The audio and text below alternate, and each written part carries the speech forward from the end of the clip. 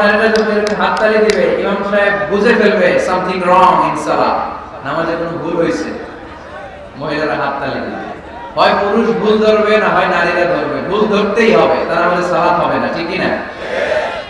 ইমাম সাহেব সালাত শুরু করেছেন, ওয়াদ্দুহা ওয়াল-লাইলি ইযা সাজা মা ওয়াদ্দাআকা মা ওয়াদ্দাআকা মা ওয়াদ্দাআকা। আর বের হয় না ইমামের মধ্যে, এরকম আছে না নাই?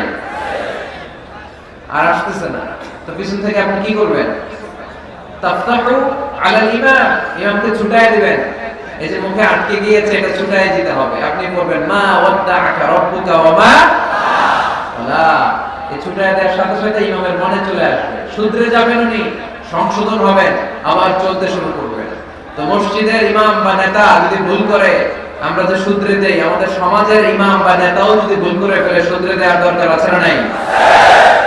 শুধরে দিতে হবে ভালোবাসা নিয়ে।